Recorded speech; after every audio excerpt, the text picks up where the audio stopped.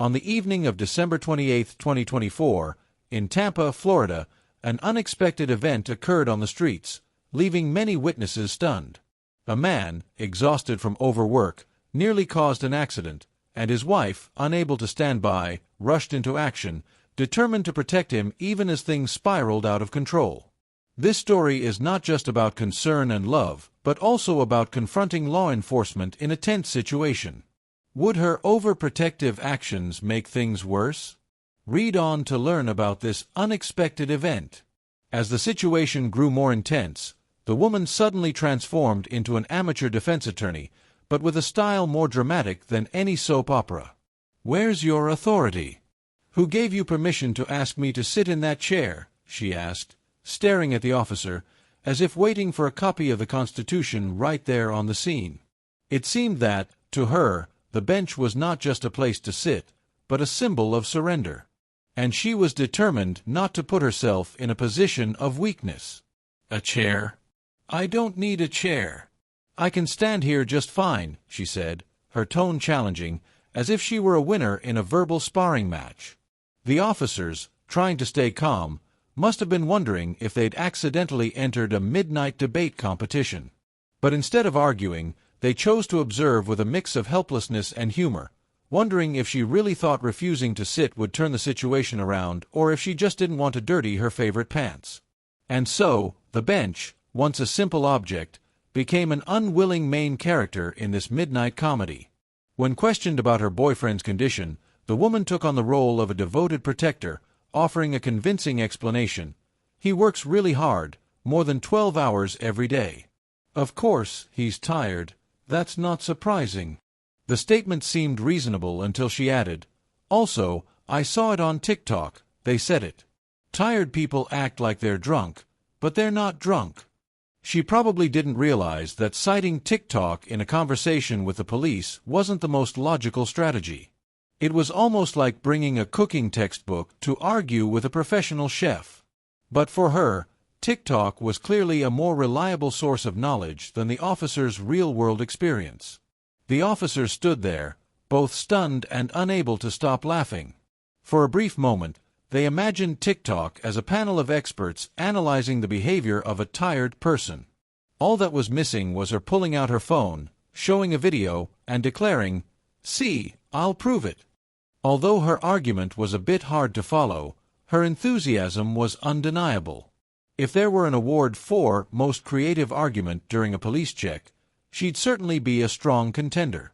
As the officers began sobriety tests on the man, the woman immediately transformed into a self-appointed legal expert. "Wait, is this really how you're supposed to do it? I've seen movies. I've never seen anyone do it this way," she said, with the attitude of someone who had just graduated from police academy with honors. The officer asked the man to walk in a straight line, but before he could finish, she jumped in like a personal trainer. "Sweetheart, stand up straight. Don't bend your knees. Don't let them fool you." If you didn't know the situation, you'd think she was coaching her husband in a fashion show, not administering a sobriety test. The climax of her interference came when she questioned the method of having him touch his nose. "This is ridiculous. Why not give him a memory test or make him play Sudoku? What does touching his finger prove?" In her mind, the ideal sobriety test seemed more like a quiz show on TV. The officers could only look at each other, trying to stay calm while holding back laughter. It's hard to do your job when you're facing a confident TikTok scholar, ready to challenge every procedure.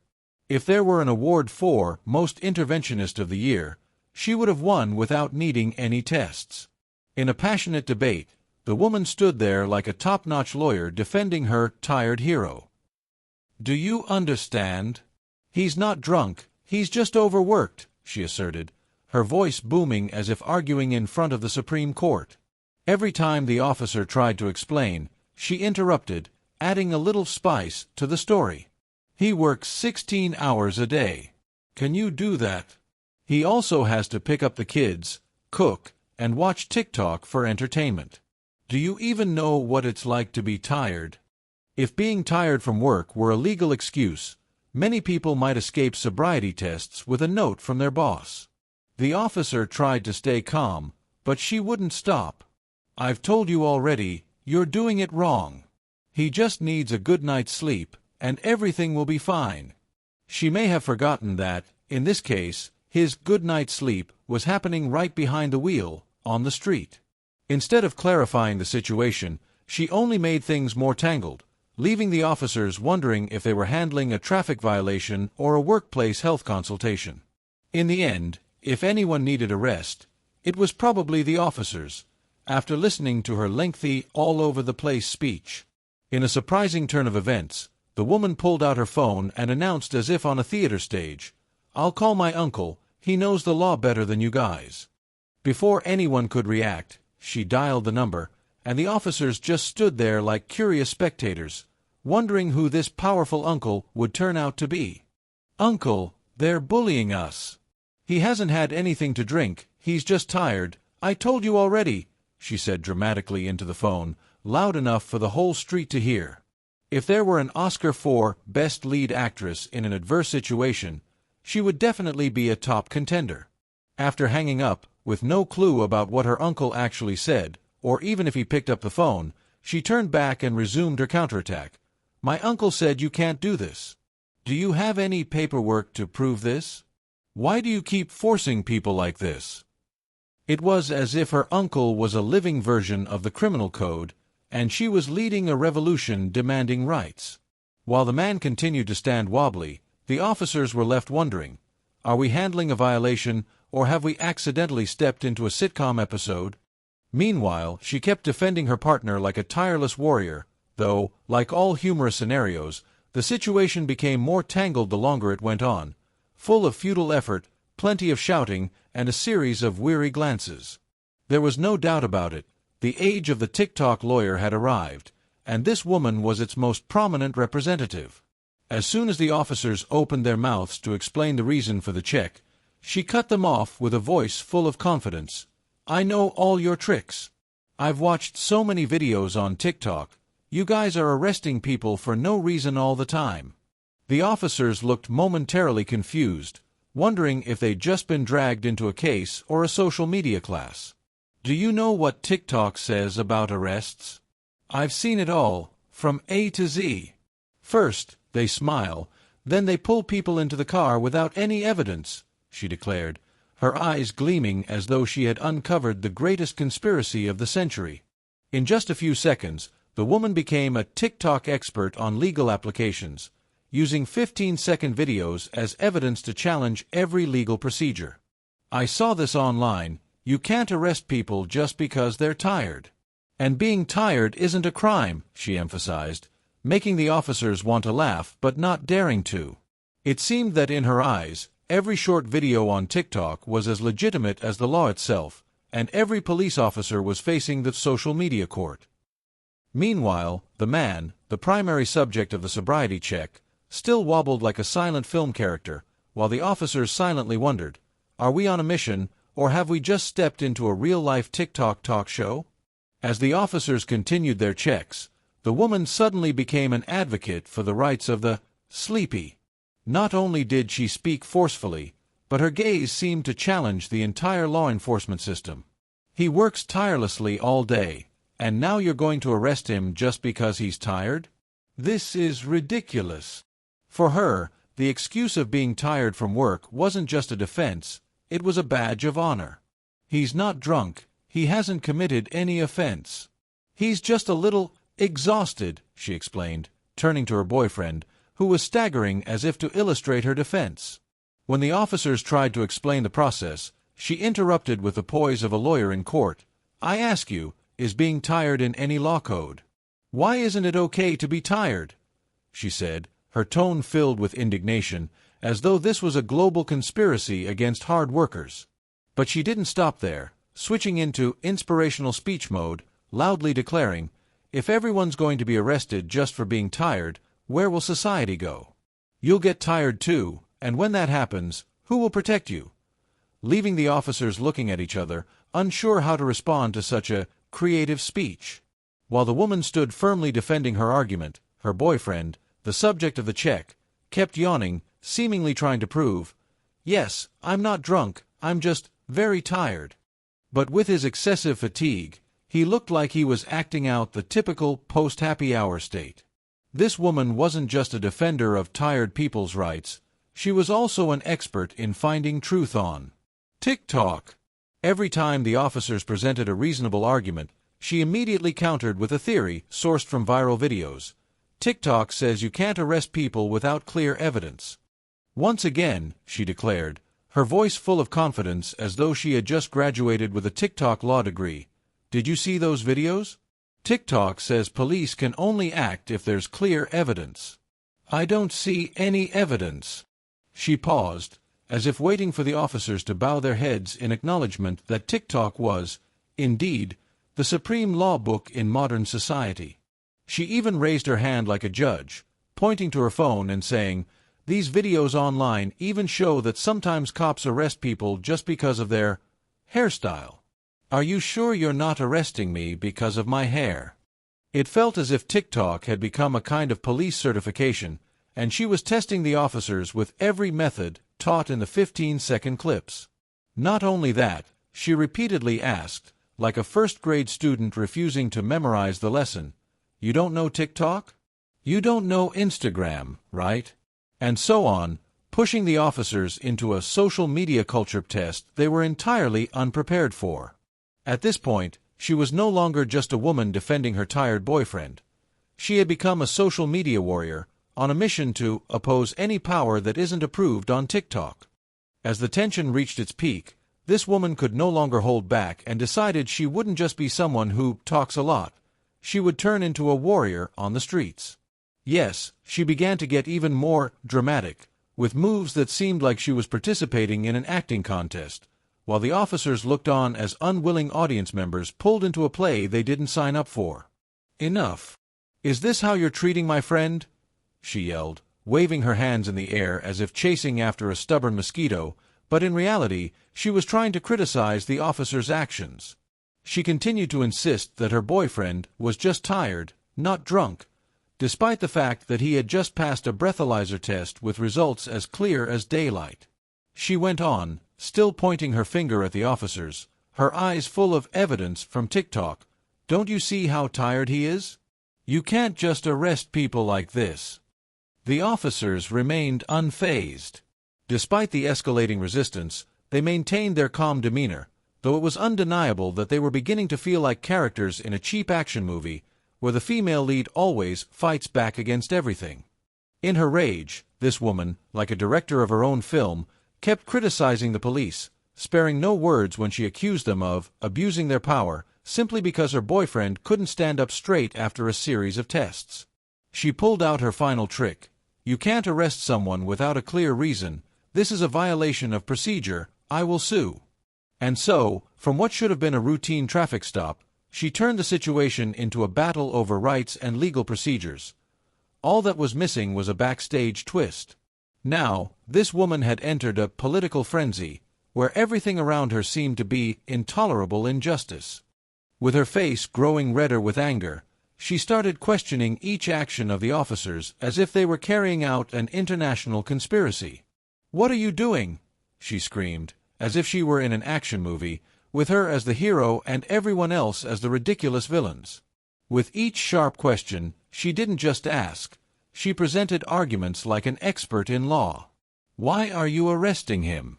What has he done wrong? He's just tired." She started using her boyfriend's fatigue as the strongest evidence of his innocence, treating it like a get-out-of-jail-free card to face an entire team of officers at the scene. There was definitely no evidence of intoxication, and certainly no evidence of any crime. She even demanded, "Release him immediately," as if the officers were holding her boyfriend in a jail cell as if the fate is in their hands. It felt like she was directing a street-side rescue operation, with everyone around her merely supporting actors following her script. Her words came in a storm, as though she were taking cues from TikTok and How to Defeat the Police videos, making it seem like she was partaking in a legitimate protest in that very moment. "Don't worry, I know my rights, I saw it online." And so, she kept fighting for her boyfriend's rights at all costs, even demanding an official statement on whether or not he had been coerced. Perhaps she thought that if she shouted loud enough, the police would give up and release him immediately. But what she didn't realize was that if someone hasn't been drinking, don't expect them to be let go easily, no matter how sharp your arguments are. This woman was now turning herself into a resistance hero in a tense battle, facing not an enemy but a pair of handcuffs. Despite the officer's attempts to remain patient, she kept resisting fiercely as if this were a play, and she was the star. Each time the officers tried to control her, she wriggled as if she were participating in a tug-of-war with law enforcement. "Don't touch me," she screamed, as if she had a legal document with the police, completely oblivious to the fact that continuing to push only made the situation more tense. She wasn't just protesting, but was turning each slight push into a major battle, leaving the officers unsure whether to hit the cancel debate button or keep fighting against a determined, relentless woman. Like a boxing match, she kept throwing challenges and academic arguments, with one goal in mind: to escape the officers' control. "What are you doing? He's innocent. Why are you doing this?"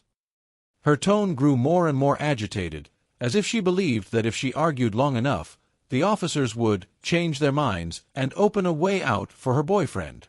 The problem was, none of them had the power to change the situation just because of such a sweaty counter-argument. Finally, as she continued to wriggle, twist, and spin to avoid being controlled, one couldn't help but feel she was like a character in an endurance performance show where she would never give up, no matter how tightly the handcuffs or fines were. The big question here was, did she realize that resisting is not an effective strategy when you're facing the truth? This scene was truly a performance of relentless perseverance. Even after being handcuffed and placed in the police car, she continued to protest as if she were participating in a silent but incredibly fiery protest. With a determined face and unceasing protests, she was no different than a hero in an action movie, except this time, she wasn't fighting a villain but the police and reality. Even with her hands tightly cuffed, as if she were testing the durability of the handcuffs, she still tried to assert her boyfriend's innocence. "He's just tired. He's not drunk," she declared, as if being tired was a valid reason to avoid legal consequences. "Is being tired a reason to get arrested?" Her defense sounded like she was arguing against an emergency verdict for a tired crime. Somehow, every time she argued, it seemed like she was repeating an old story. "My boyfriend is innocent, he just needs a long nap." Even though she had been handcuffed, locked in the car, and had no opportunity to escape, she remained adamant that fatigue was a legitimate reason not to be detained. It could be said that this situation is like an endless joke, with a woman continuing to argue about her boyfriend's sobriety while the whole world around her is sober and clearly sees the problem. Is tiredness really proof of innocence? Perhaps she didn't know that, for the police, investigating the truth is the determining factor, while fatigue is something everyone has experienced, but not everyone is exempted for this reason. This woman is truly the embodiment of relentless argumentation. Despite the situation becoming extremely tense, she remained steadfast in defending her honor. "I didn't kick anyone." Her statement rang out as if she were denying a very serious accusation, even though her actions were clearly undeniable. The story seemed like an indictment with a simple defense trick. "I was definitely just kicking because I was tired, not kicking the police." With each denial, she grew more eloquent and even more humorous in the eyes of the onlookers. "No, I didn't kick," she said, as if the police were simply imagining an unreasonable attack. After all, when you're exhausted and handcuffed, maybe kicking the officer is just a way to relieve stress. But the story didn't end there. "Release him now. He's just tired," she kept demanding, as if she were in a courtroom session with judges discussing how to rescue a loved one from the strictness of the law. Not only did she deny the kicking, but she also promoted the tiredness excuse as if it were a VIP pass to avoid all legal responsibility. One could only say that, while the police were trying their best to work logically, she still believed that tiredness and the TikTok excuse were the most reasonable arguments in the everyday justice system. Certainly, this story would be shared by her on social media, and in her eyes, Countless people would understand and sympathize with this wrong person, although kicking the police would likely never be accepted under any circumstances. This woman was indeed an expert at turning a tense situation into an emotional drama. "I didn't hurt anyone," she screamed as if the whole world had turned its back on her.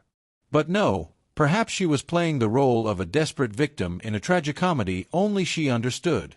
Every time she declared that she didn't hurt anyone, it was as if she was trying to prove her saintliness amidst a crowd of criminals.